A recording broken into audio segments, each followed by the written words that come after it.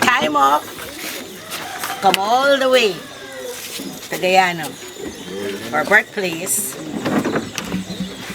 to take the kind of interest she's taking this morning. God bless you.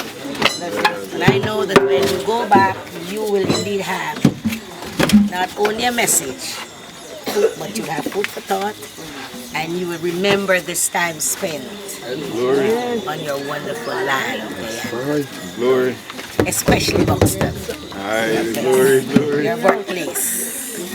I know your ancestors at this time, Proud of her. very proud and happy to know that you're here at this time. So I know that you will receive the energies to go forward in whatever you choose to do, and life's journey will be prosperous. God bless. Glory.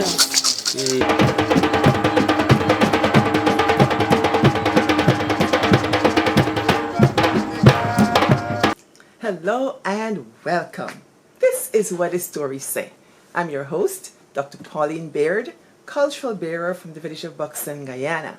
And I tell stories. I tell our family histories, our whispered stories, our long lost and sometimes forgotten traditions. And like we say in the village, or what the stories say, I come in, sit down. If there was ever a time when I long to be in the village the most, it's at this time. What time am I talking about? I'm talking about emancipation time. For those of you who are not Guyanese, I want you to know that the Africans and the entire country of Guyana celebrate emancipation. It is a time when the Africans who were enslaved in Guyana were so-called set free at a particular time, and we celebrate it on 1st of August. Quick fact, 1st of August never used to be a holiday, but it became a holiday after some time. People used to look forward to August Monday because they could have the holiday, but everything changed. I've gathered over the years from research that emancipation time is not just a time for celebrating and eating food and so on. It's a time for being in the land that the ancestors provided for us. You know, yes, the enslavers took our ancestors there to that hostile, mosquito-ridden coast of Guyana to tame the land and so on. And they worked very hard. They worked very hard, so hard that Dr. Walter Rodney captured the experience in these words. He said, the Africans dug the ditches and what we call the trenches, that the Africans moved 100 million tons of mud and water with bare hands and shovel. That is reason to celebrate, and that is reason to want to be out of that kind of chattel slavery. You know, Miss May Hamer, our educator, R.I.P., she said that emancipation time was a time when everybody went back to their village if you weren't a Buxtonian. Buxtonians did not go to other people's village at emancipation time. On Emancipation Day, you stayed in your village. You fed your old people. It was reverent. You took care of your environment. You had to clean up and dab up. Yeah, know it's dabbing young people. You get the cow down and the mud and you mix it up in a bucket and you dab your bottom house. You clean it up nice. You cook up rice and you fry fish. You metemji. You swank. You kanki. They were prepared. I hear those things don't really happen nowadays. Well, life changes, but at this time we can still remember in our food and our dress and even our behavior. I remember the same time when I went home, I had promised my friend I will go with her to document this kind of thing, emancipation. And she was in Georgetown. I couldn't go. The village had such a hold on me that I myself didn't realize. I kept thinking, what is this thing? I just can't leave. And I realized that is a cultural connection. Village are for me. Buxton are for me. Emancipation mean village.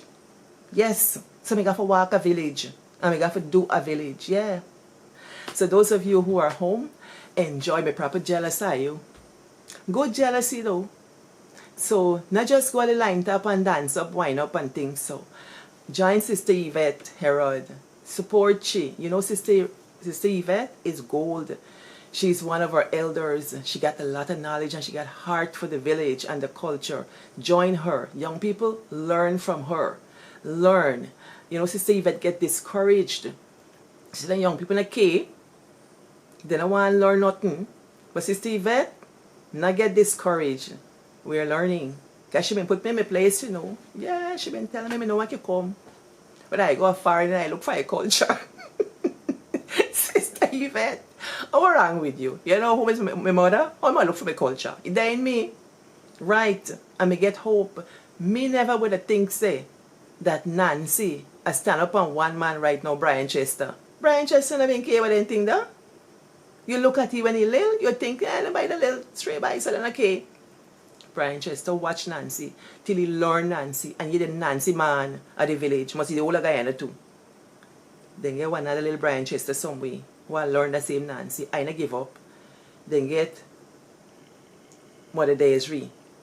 You know, she learned from she mother.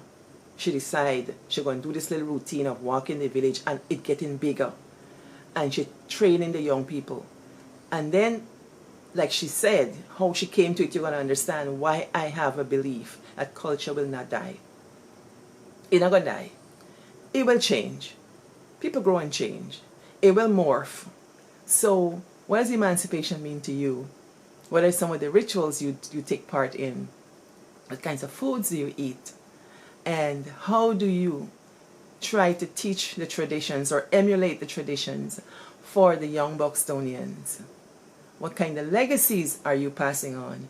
And more importantly, what stories are you telling the young people? There are lots of stories about this emancipation. I wish I could tell you all today, but today is not the day. Over the weeks and months and years, God's willing, I will share with you all that I've learned, because this story is not a one story. It has many, many, many chapters to it. So when I live abroad, the thing I most miss is emancipation time, and it's the drumming. Oh my gosh, I love it and I live for it, because that drumming does something. It takes me back to childhood. It's something my mother gave me, and she gave me an appreciation for the drums. Yes, because you see, when I was a little girl, she used to invite the drummers. I never knew why. She'd invite the drummers and then they would come. Emboya Wood, you know, they call him Woodhead. And Tafawa, the Williams brothers, the one they call Tafawa. And those guys used to come with the drums to the house. And in the living room area, called it the hall, my mother would clear everything. And the guys would sit there, you know, their legs flat, and they would beat drum till morning. But they're singing Nation Away Your Nation, Nation Away Them Day.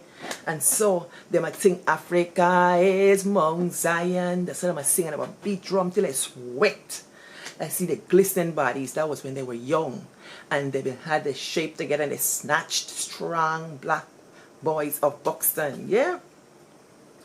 And my mother would get the calabash and serve marby and ginger beer. Those are the kinds of drinks that you have to drink around emancipation time.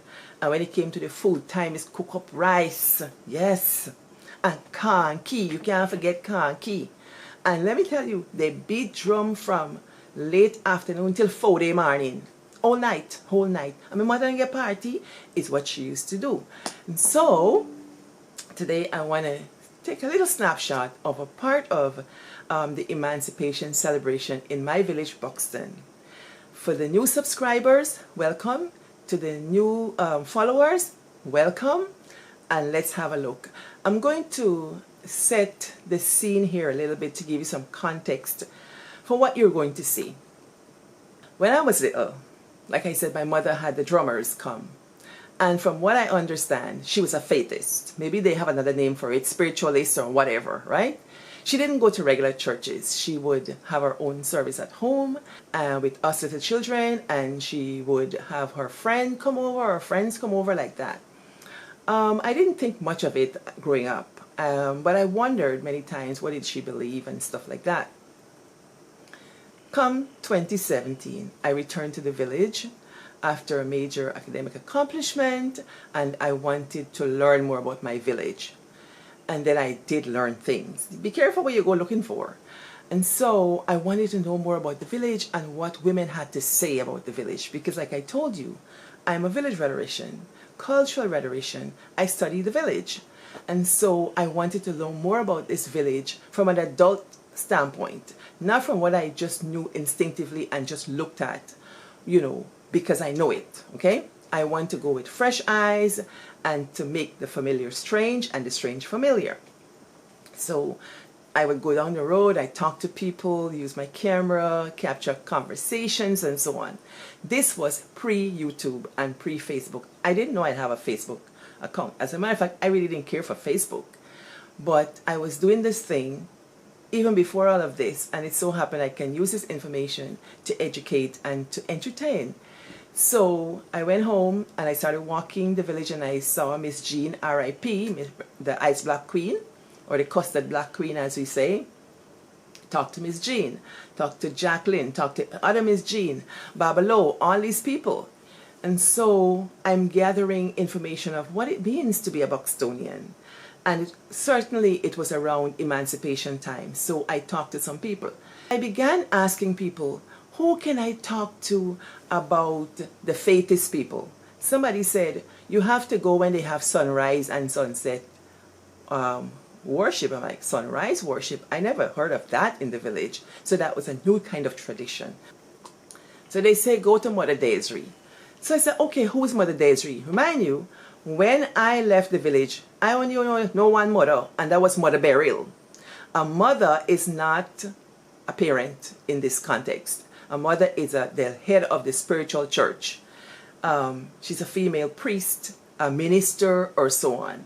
So I asking people who is Mother Desiree, and they keep telling me where she live. You gotta understand some things about Guyana and Buxton. If you tell me that your grandmother used to live so over the train line, I can pick your family back generations. I can know who lived there in my time, who lived there before, who lived next door. The whole family might have gone out of the country generations, but I can pick it apart.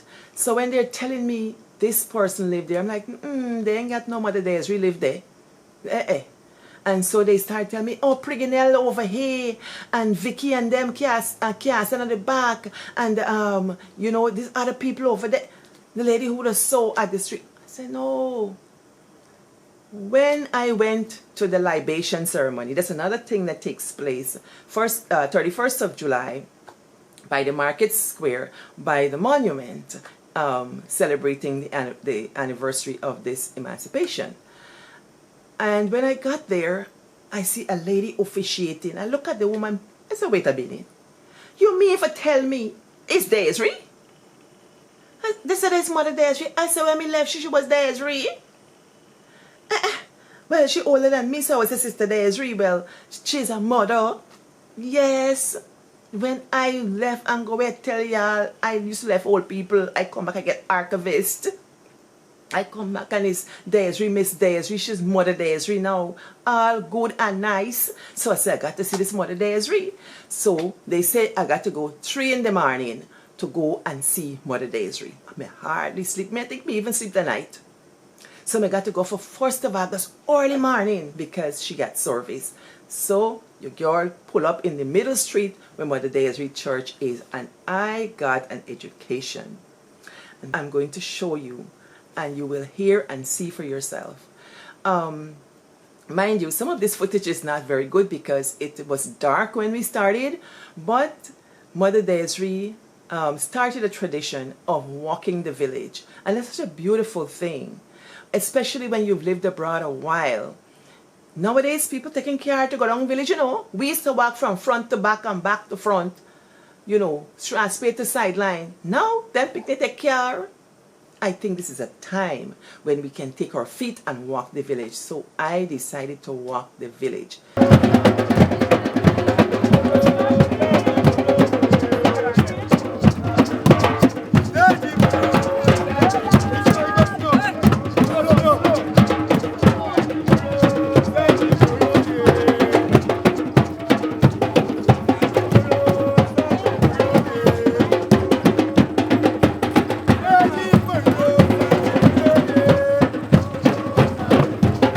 Mother Desiree, we get a team of drummers Oh gosh, I'm so proud. You see, when the boys start to beat drum, so all your hair stand up, and I'm in tune with the culture, if nothing else.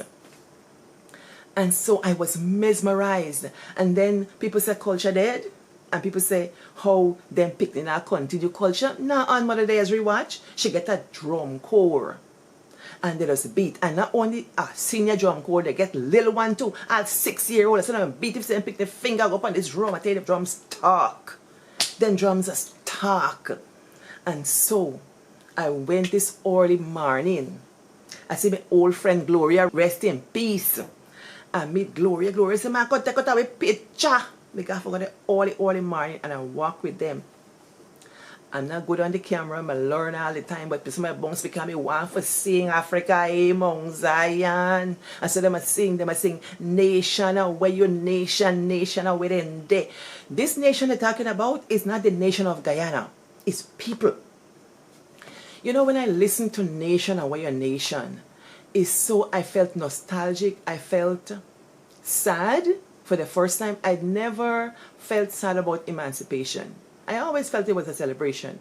I know the dirty story behind it, but when a people can be singing, nation away your nation away them there, that means our ancestors were looking for each other.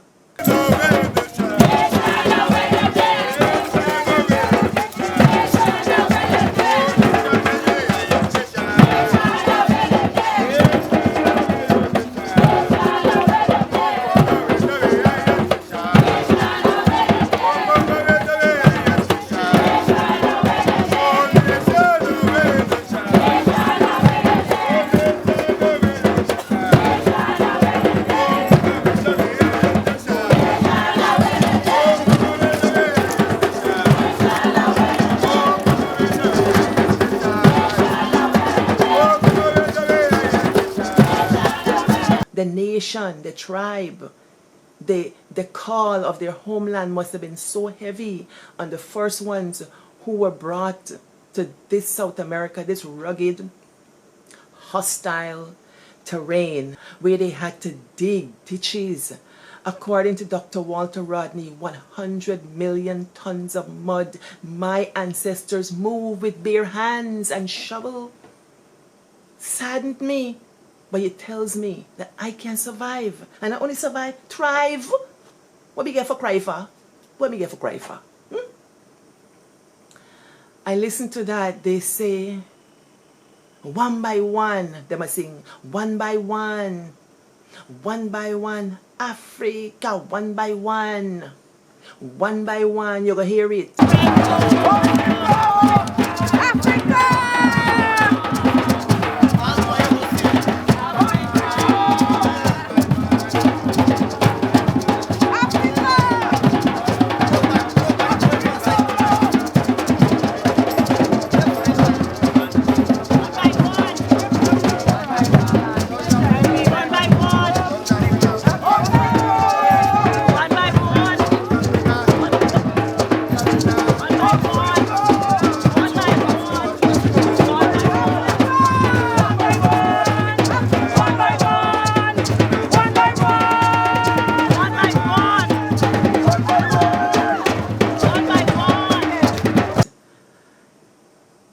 Our young people are repeating what they heard generations down the line, one by one. What a heartbreaking wish to go back one by one. Even they can go back one by one. Well, I want to say the ancestors, I no worry, me been at the motherland, me sit down at the South Africa. Me been even in the mines, 60 feet below. Me been in the bottom there. And when I went there, the land rose up to meet me. A whirlwind of dirt came up when I came out and showered me. And my friend said, she said, sister, welcome home. The ancestors have greeted you.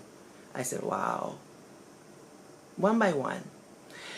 Then we sing, tomorrow morning, ma go away, Africa. Tomorrow morning, ma go away, Africa. Are you giving me the drum now, man? Go away, Africa. Africa. Yes, that's what I'm sing.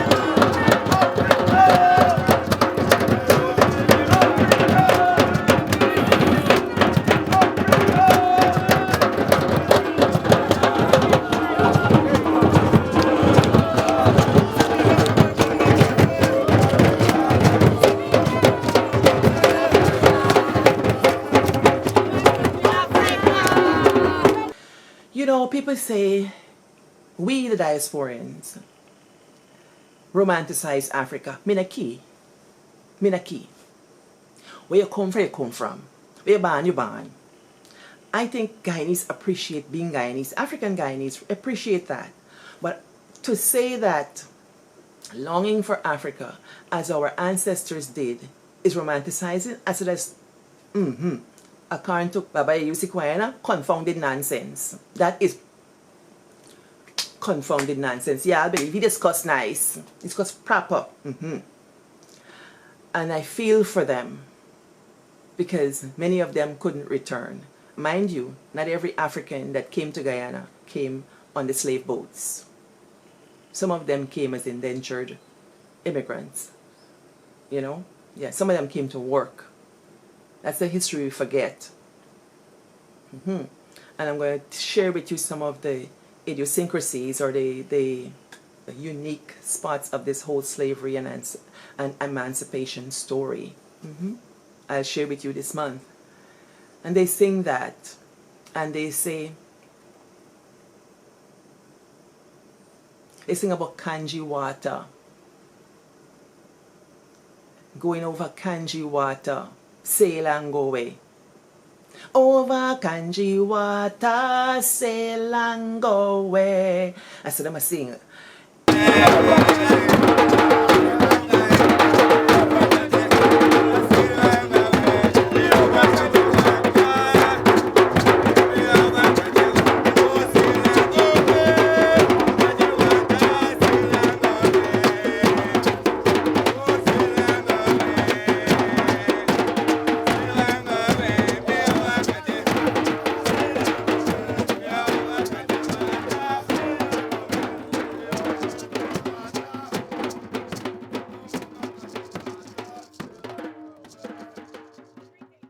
Kanji water is black water. Black water. Y'all know about black water? Africans got this thing with this black water. Or even water. Growing up, I heard stories about Africans who supposedly didn't eat salt.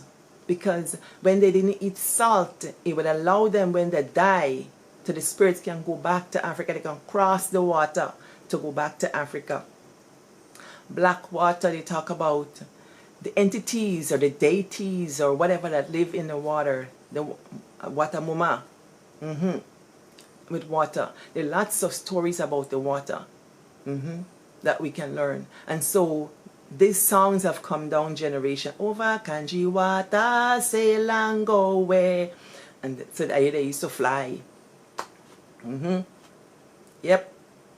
So this emancipation, this caught me kind of odd. Yeah, when I was preparing to talk, I'm saying, what am I going to talk about? So I went back into my archives to give you snippets, and then I encountered Mother Desiree, and I think it's time she speaks. So as you listen, know where I'm coming from. I'm giving you a little snippet about emancipation. And in a way, it was a little bit freeing for me because I'm always looking for my mother's stories. I didn't have my mother for very long in my childhood. So I don't know her like an adult would know a mother. And so I would try to go back and ask people, do you know my mother? What was she like? And things like that. And so I had a little moment with Mother Desiree because my mother and her mother were good friends. And I asked her some questions. And in listening to this time, I thought, nobody has to tell me about my mother anymore. As I'm looking at you and I'm looking at myself, I see her. She's here. She's here.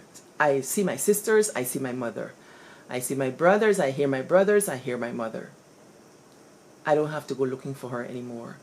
And what she believed, I don't quite understand, but people like Mother Desiree gave me a little bit of an insight into that. But all I can say, thank you to Megan Griffith Baird, because you gave me culture. You see, like I'm dressed, this is the way she used to dress, with, the African outfit and the turban. And I have my hair in braids, so it's kind of hard to tie the turban today. But when I tie the turban, I see her. I remember I interviewed David Hines, Dr. David Hines, and we had to stop, and he said, "Girl, when me walk in the place, me see your mama? Are your mama me see?" So I kind of smiled, because he would have a better idea of her, or better, or let's say, an outside experience of her, but he can see her in me. Yes, so I want you to have a good look and enjoy. So if you're new here, welcome again. If you're old here, love to have you. I'm going to give you some drumming. I'm going to give you little snippets of us walking around the village. We had a horse-drawn cart ready. The horse had on clothes. He had on a royal piece of material on his back. And the drummers were on the cart, and we went down every street surrounding the village. And as we went, and they started to sing Africa and all these different things, people were opening their doors and windows, and they were joining us and going around the village.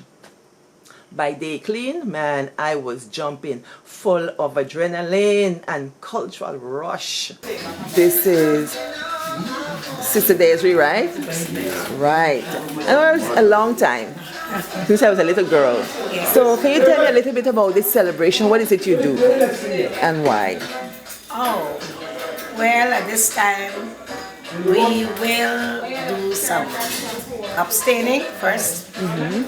A week of abstaining. What do you abstain from? Meat. And we do a lot of prayers for 1 week. Including fish? You abstain from fish, everything. And prayers? Some of us will only use fruit, some will eat food without the meat or without salt. It all depends on the feel. And we do a lot of prayers this time for 1 week, and we focus mostly on our ancestors and how they had fought to make us who we really are. So when we do this kind of fasting and prayers, it's like we're thankful to know who we are at this time. And what we do most of all, we do a lot of drummings. While we reflect on what our ancestors did, so that they could have been set free. Yes. We recognize that they did not use weapons, but their weapon was just their drums and their meditation. So we go back there. Yeah. So who taught you to do this? Well, I would say by inspiration. Most of it is by inspiration. I know my mom used to be doing this kind of spiritual work, like the ancestors work. But at this time, most of it comes from inspiration. Okay. Visions. And I keep going on and on and on, let me say like 30 years. 13. 30 years. 30 years, wow. And so in this 30 years, what experiences you've had, or what based on the 30 years, what message would you give to young Buxtonians My 50 message- years from or 100 years from now? My message is that if they continue to uphold the culture, they will learn a lot about their ancestors and about their future. Because if we drop the culture, it means that it seems though we have no root. And a tree without root is no tree. So Yes. we must continue to uphold the culture, which I not too encouraging because the youths, most of the youths, they're very much mindful. But what I do here, I encourage a lot of children to come to the worship because Yes. I am now a reverend or minister. Okay. We have virtual trust. Yeah, I heard it. Here. Yeah. And this is the auditorium where we do all of the culture work Yeah. and so forth. So I continue to bring up the children around me, and I do healing, Yeah. spiritual healing. So what is healing like? Well, some persons may suffer from spiritual attacks, which seems most of the time not very good for the health. And by the mercy of God, I'm able to heal them. Prayers, Yeah. we may do prayers, or sometimes we will have to apply various herbs to do the healing. And some of it, sometimes it's not really coming from a spiritual realms, like someone do something to you. Some of it come from the ancestor disobedience. Okay. Sometimes we disobedient, we do not pay attention to visions and dreams. And it is like, I will call it like an awakening. Okay. So when I encourage persons to go into the fasting and prayers and we do our ancestors' work, it brings a lot of favors and confidence. Yeah, and in your experience, what draws people to the faith or this church? What draw them most of all when they become ill, or most of the time when they're suffering from various things, maybe financially they're suffering, can't find their way and things like that. And, and they will come ask advice. And I will say, well, you have to go back to where we belong. Yeah. The prayers, candle lighting, Yes. candle burning, incense, and various things. And they will find that it helps a lot. Yes. So when this happens, we will call it friend tell friend. Or somebody. Yeah, and then so people And begin they to will follow. keep coming and coming.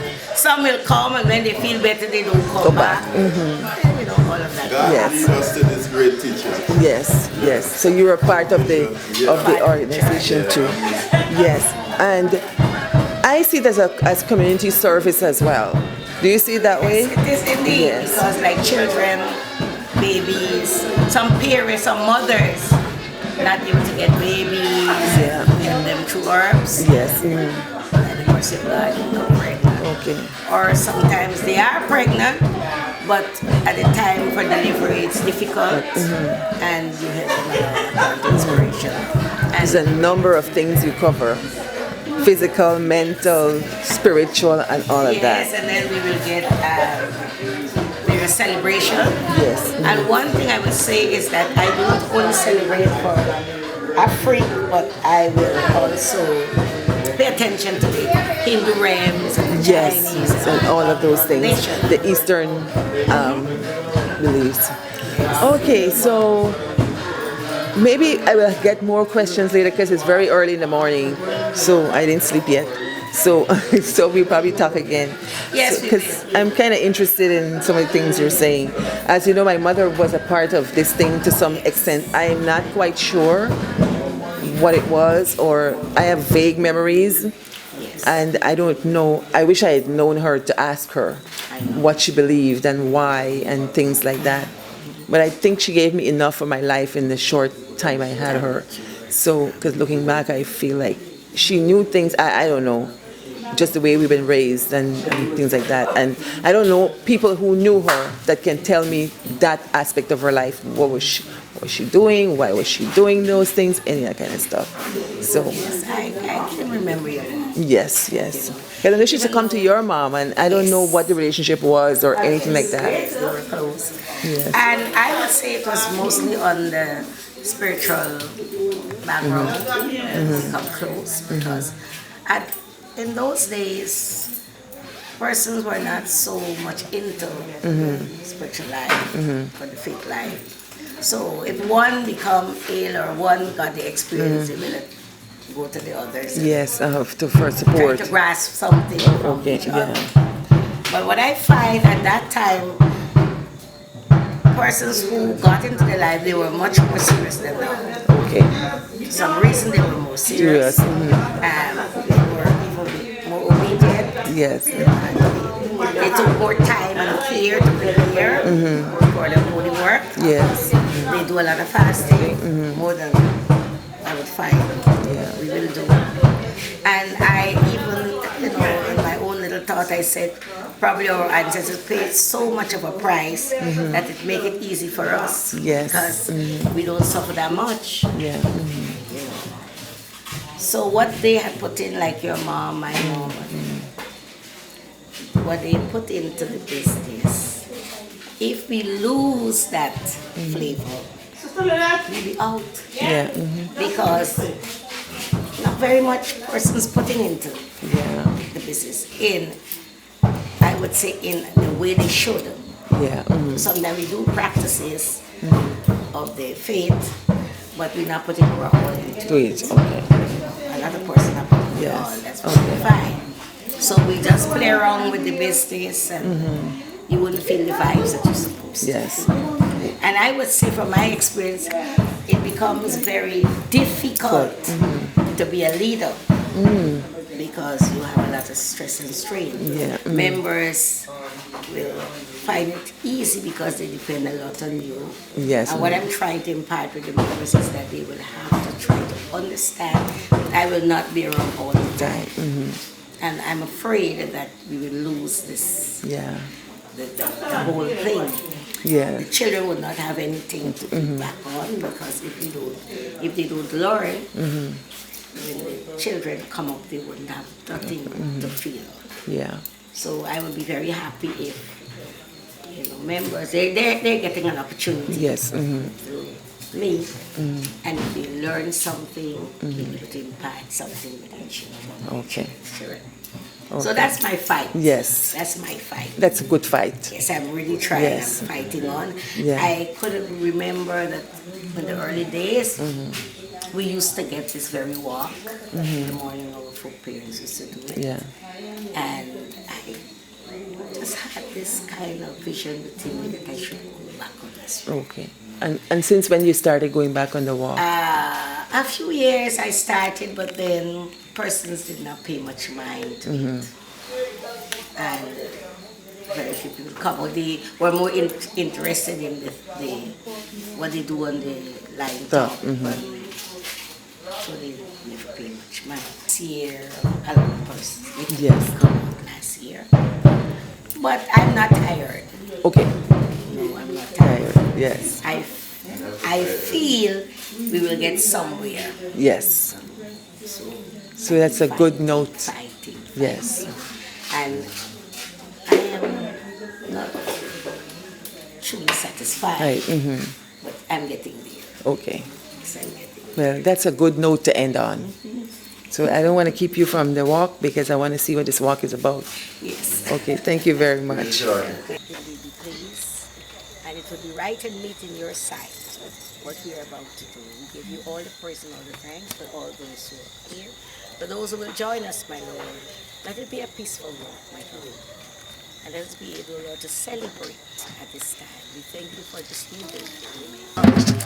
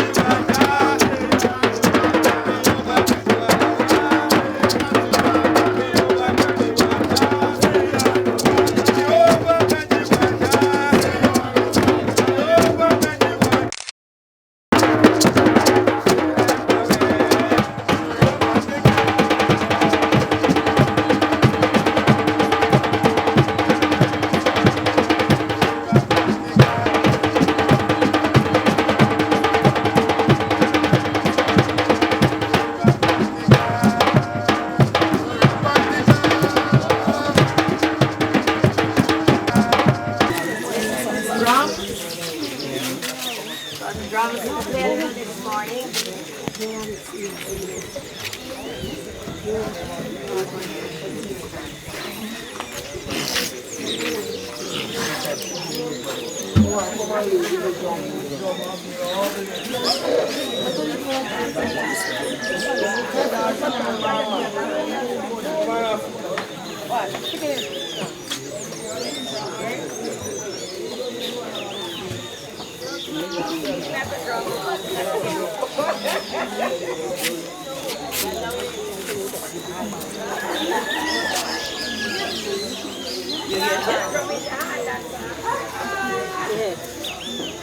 get yours?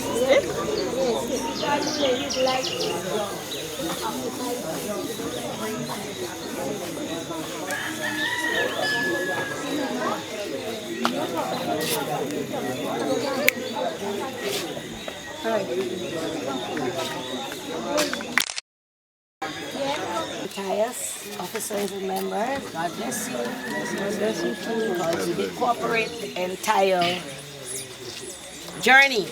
And I'm talking about from the plan, from our planning until now. We have been working together immensely. And we have really weathered the storm. Glory. God bless you, and I hope you'll continue to work with the togetherness. We have a day set in front of us, and I know that you will work together. Let this valley of peace radiate round about you, that you will claim the mountains. Hallelujah. God bless. Let the Holy Gyro continue to go before you. Let the light, the time off, come all the way to Guyana, our birthplace, to take the kind of interest she's taking this morning. Glory. God bless you. And I know that when you go back, you will indeed have not only a message, but you have food for thought, and you will remember this time spent Glory. on your wonderful land, Guyana. Glory. Especially Buxton, Glory. your birthplace. I know your ancestors at this time, Proud of her. very proud and happy to know that you're here at this time. Glory. So I know that you will receive the energies to go forward in whatever you choose to do, and life's journey will be prosperous. God bless. Glory. You watch your video? Watch the camera. Make sure they take you out.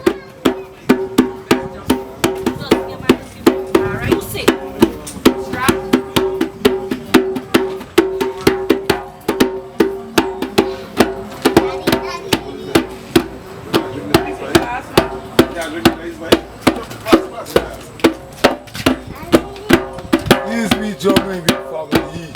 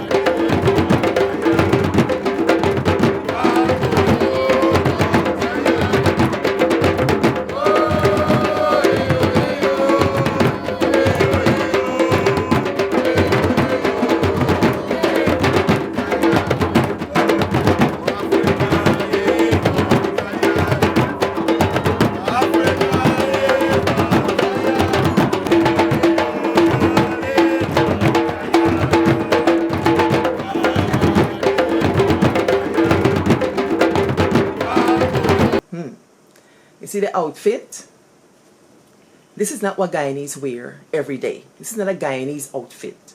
This is an African outfit that I bought in California. Let me see if I can zoom out a little or bring this camera down so you can see what it's like. There you go. So it's a whole piece. So let me see if I can see. I'm sitting on a chair, so let me see. This is what it looks like here, like that. Yes. And I like it because it's kind of regal. And I bought it in California. It's a whole story with this outfit here. If you want to know the story, ask Glenda. Which Glenda? Yeah, I know which Glenda. The Glenda Fortuna, she. Yeah. Me and Glenda went and got this costume. I was supposed to have been getting married to a certain young man. Not until Agosto. But this was my wedding clothes, according to Glenda. Yes, it's a whole story. So that was just fun.